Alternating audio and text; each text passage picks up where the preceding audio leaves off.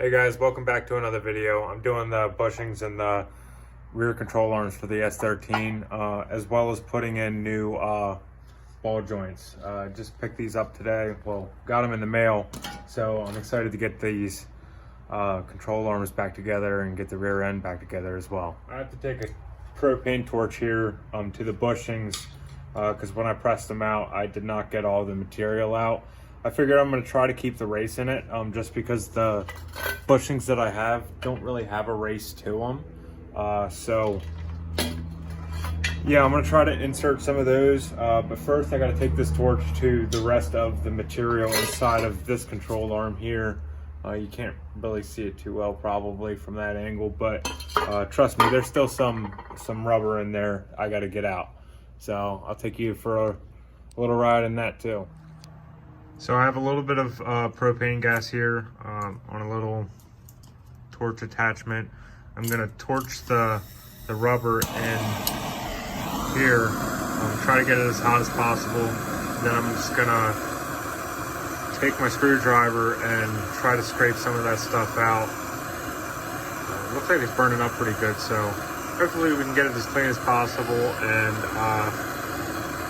get these new bushings in. I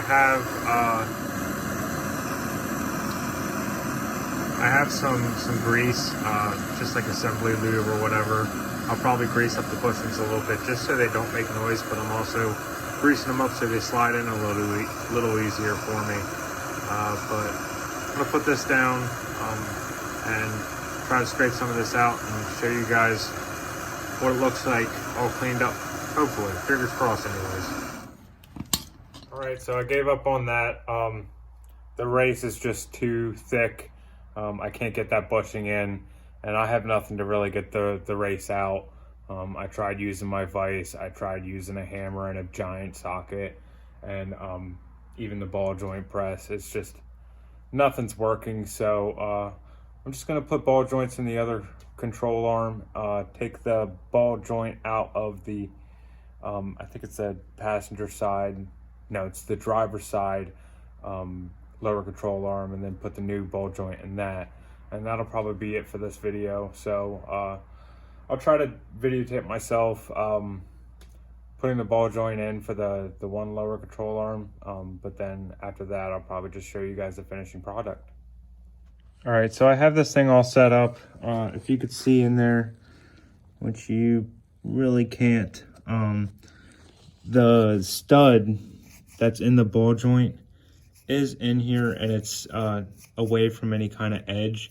So when I go to hammer this down with the impact, that stud won't get in the way and get crushed and keep it from actually seating in there. So this ring right here will sit flush with the bottom ring on the actual control arm. I'm gonna hammer that in with the impact and get this thing all put together.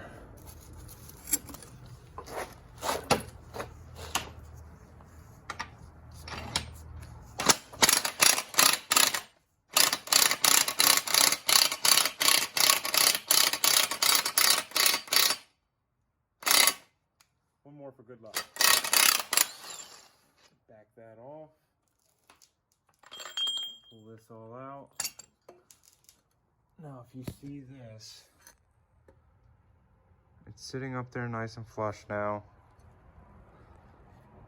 front and back. And then this here, which I forgot to get my snap ring pliers out of the toolbox, but this snap ring here is gonna get right in here and clip in the bottom of this right here. I'll get my snap ring pliers and I'll show you guys how I do that. So this might be a little tricky doing it with one hand and trying to record at the same time, but I'm gonna give it a shot. I am already having technical difficulties. So yeah, pretty much you get these fingers from the snap ring tool in these little holes. There we go. And you spread it apart. Oh, don't spread it apart too far. Yeah, I'm gonna have to Do this with 2 hands probably. Oh, looks like we got it halfway there. Try to readjust a little bit. Yeah, it doesn't look like I'm doing too good with the camera in my hand. I try to get it to the bottom there, and then sometimes, nope. Yeah, I'm gonna try this with 2 hands. Maybe I'll put you down over here actually. Sorry if you can't see. I can't see where the camera's at, but I'll give this a try. So you get these fingers here, you put them in the holes of the snap ring. I try to get it right at the edge. Oh, that's too far. So I try to get it right at the edge, and then you just squeeze it open. See, that's what you get when you buy cheap ball joints, and it comes with a cheap snap ring. But try to get that as close as possible.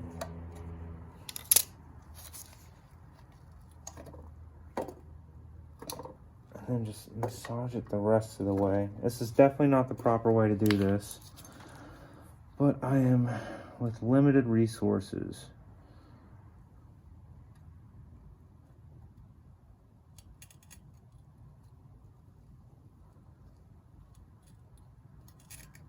Yep, I am struggle busting hard. But yeah, you guys get the idea. I'm just gonna mess around with this for probably 3 hours and probably still not get it right, but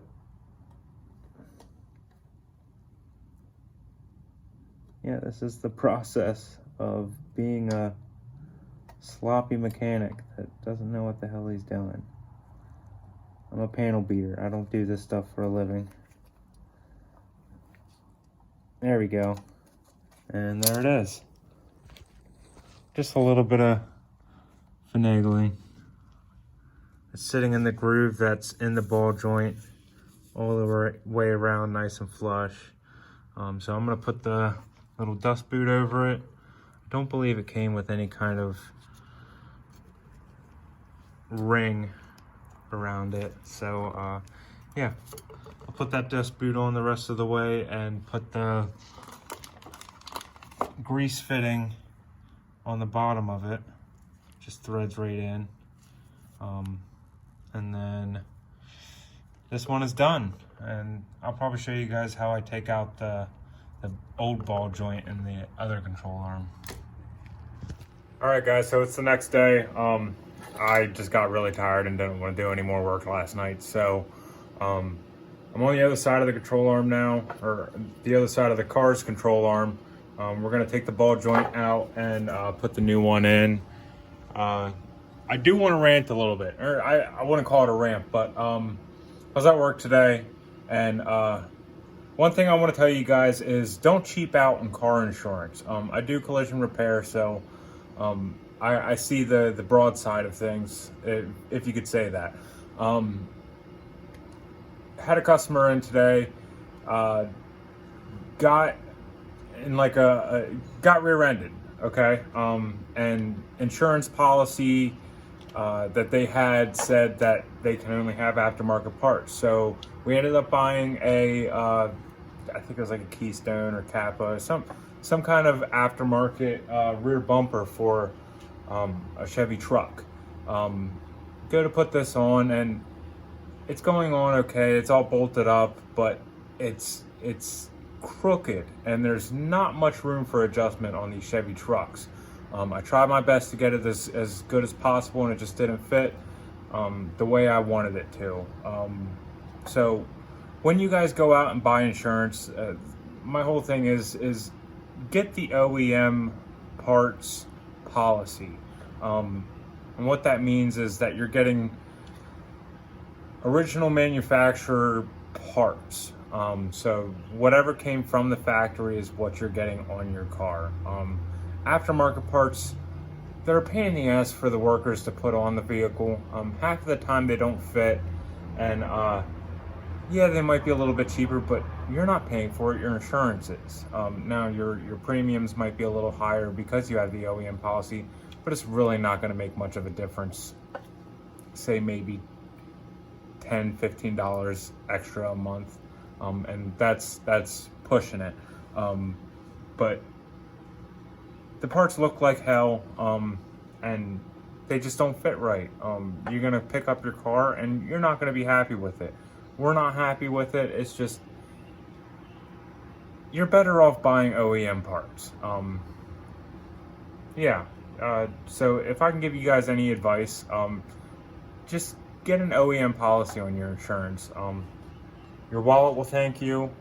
Your eyes will thank you because you won't have to see ugly aftermarket parts on your car, and the techs will be happy. They'll thank you because it just made their job a little bit easier. Maybe not even easier, just with a little bit less headaches. But yeah, like I said, I'm gonna get back into this. I'm gonna pop this ball joint out, which you guys are probably tired of seeing already. So I'm just gonna do this, put this in, and we'll find something else to do before I close out the video. Well, I'm happy I didn't record myself doing that. That one was a struggle. I haven't even put it in yet, and I'm already fed up with it. I'm gonna put this new one in though, and I don't know. I'm kind of done working on the garage for the day now. I'm just annoyed, defeated, but I'll try to find something else to do. I don't want to leave you guys empty-handed. Yeah, let me put this in and show you guys that it's in then. All right, so finally after a week, I think it might actually be more, I have all ball joints in the lower control arms. So I got the ball joints in the rear, and then I also have ball joints in both front control arms. So those are the GK Techs in the front control arms, and the rears are just some cheap ball joints that I'm probably going to regret buying, but I bought them anyways because no one else really makes them. So I want to pull the diff out of this car. I'm really contemplating on just not doing it and getting another diff built. And you know what? I think I'm actually going to do that. I'm going to leave this diff in here because it's a pretty solid diff. It's super loud and noisy, but it's held up a couple of vents now, and I just want to get this thing on the road. So I'm going to put the rear suspension back together. Probably not going to get done the whole way, but I want to at least get one knuckle in. So I'll come back at you here in a minute. All right, guys, so I got the left rear suspension just loosely fitted in there, but it looks pretty cool with this dual caliper kit on here. I'm pretty stoked about it. Got a new brake line from I want to say Chase Bays. It might be an off-brand from Injuku, but check it out, guys. That's the dual caliper kit. So this is going to be my hydro e-brake here. I really don't know the real name for it, whatever. It's just my second brake pretty much. I pull the lever in the center console and locks up the rears here.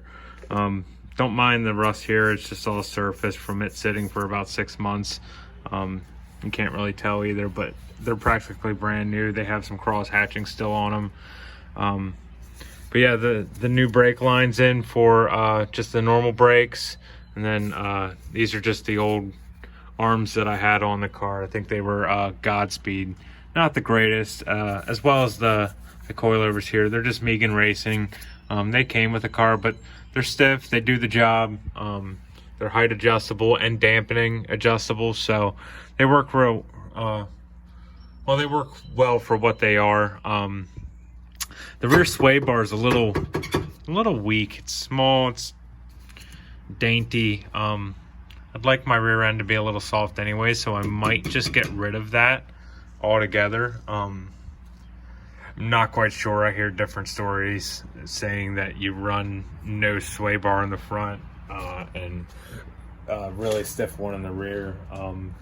I like to have more grip in the rear. Just feels a little bit better when you're drifting, and I think the looser your rear end is, to an extent anyways, the more grip you're gonna have. So yeah, I think I might just get rid of that. Maybe in the future I'll buy upgraded sway bars and end links and all that. But yeah, it's looking like an almost complete rear end here. I almost want to put the wheel on it, but I don't have my axle threaded all the way down, the nut anyways. But yeah guys, I'm pretty stoked. You know what, I'm actually going to put the wheel on here just to fit it on, to see how much clearance I have for that that second brake caliper. So the lighting's not the best, and I got my real ugly wheels, the burners, on here, but you can see that both calipers are in there. I'm pretty stoked about that. I almost want to paint those a different color, maybe black, just to kind of hide them, but I also like to show them off, and maybe paint the OEM one gold. Not quite sure, but I'm pretty stoked about that. Yeah, dual caliper kit on the driver's side, complete. I think that's going to do it for the rest of the video, guys. You were probably upside down there, but yeah, I think I'm done for the day. Just gonna take this wheel back off, maybe tighten some stuff up, and yeah, call it a day. So thanks for watching, thanks for subscribing. If you guys haven't hit that like button yet, please do. It means a lot to me. Peace, guys.